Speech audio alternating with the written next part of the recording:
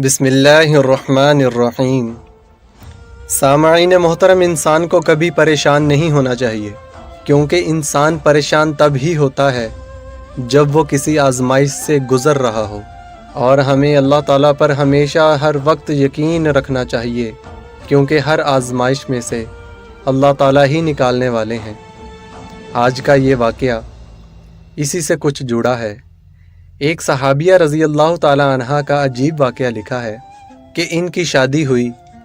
اللہ تعالیٰ نے ان کو حسن و جمال بھی عجیب دیا تھا، اور شادی بھی ایک بڑے امیر و کبیر صحابی رضی اللہ تعالیٰ عنہ سے ہوئی کہ جن کے پاس رزق کی فراخی تھی، ہر طرح کی عیش و آرام کے سامان تھے، میاں بیوی میں خوب محبت تھی اور اچھا وقت گزر رہا تھا، حتیٰ کہ بیوی اپنے خاوند کی خدمت بھی کرتی اور انہیں خوش بھی رکھتی۔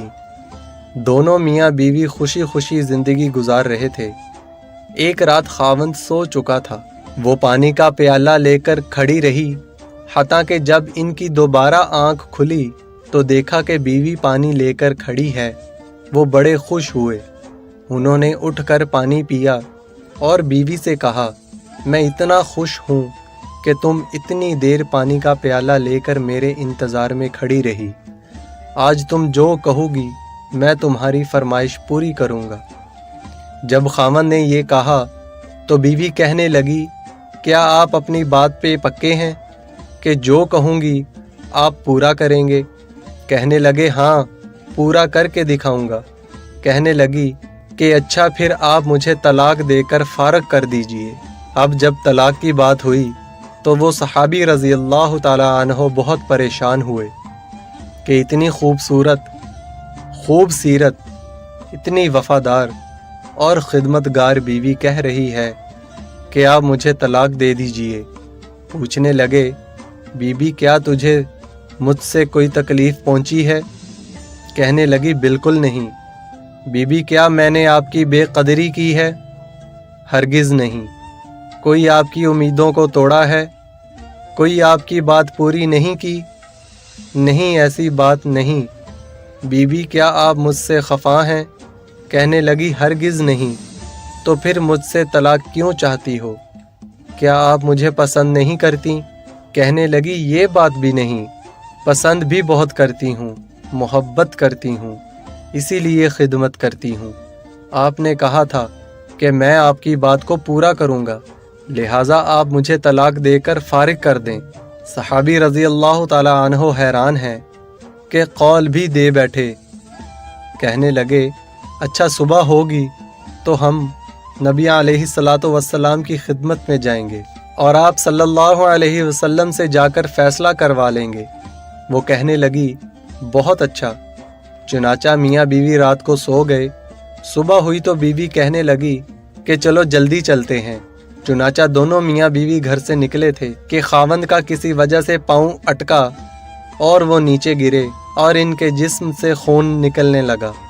بیوی نے فوراً اپنا دوپٹہ پھاڑا اور خاوند کے زخم پر پٹی باندھی۔ اس کے بعد اس کو سہارا دیا اور کہنے لگیں کہ چلو گھر واپس چلتے ہیں، میں آپ سے طلاق نہیں لیتی۔ وہ حیران ہوئے کہ جب تم نے طلاق کا مطالبہ کیا تو نہ مجھے اس وقت سمجھ میں آیا، اور اب کہتی ہو کہ طلاق نہیں چاہیے تو نہ اب مجھے سمجھ میں آ سکا۔ کہنے لگی، گھر تشریف لے چلیں، وہاں جا کر میں آپ کو بتا دوں گی۔ جب گھر جا کر بیٹھے تو کہنے لگے کہ مجھے بتاؤ تو صحیح، کیا بات ہے؟ کہنے لگیں، آپ نے چند دن پہلے نبی علیہ الصلاۃ والسلام کی حدیث سنائی تھی کہ جس بندے سے اللہ رب العزت محبت کرتے ہیں، اس بندے کے اوپر اس طرح پریشانیاں آتی ہیں کہ جس طرح پانی اونچائی سے ڈھلوان کی طرف جایا کرتا ہے۔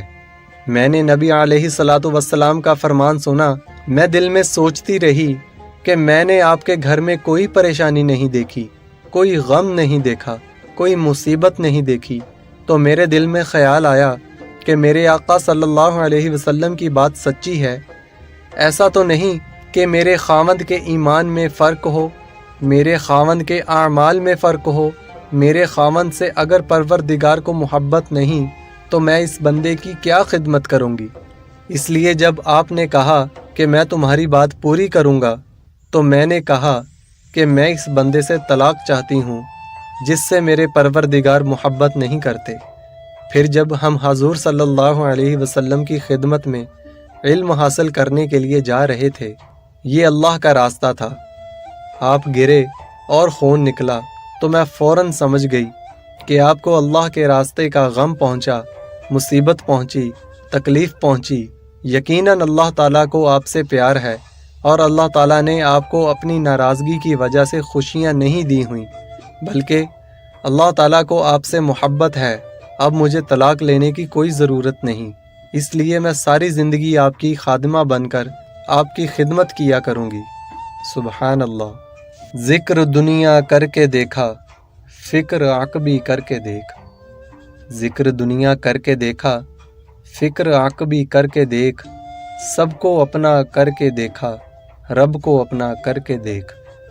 سامعین محترم، اس سلسلے کو آگے بڑھاتے ہوئے ہم آپ سے التماس کریں گے کہ آپ ہمارے ساتھ رہیے اور ہماری کوششوں کو اپنے نیک جذبات کے ذریعے سراہتے رہیے۔ میں اللہ تعالیٰ سے دعا کرتا ہوں کہ اللہ تعالیٰ ہمیں اسی طرح اس نیک سلسلے کو آگے بڑھانے کی توفیق دے۔ وعلیکم السلام ورحمۃ اللہ وبرکاتہ۔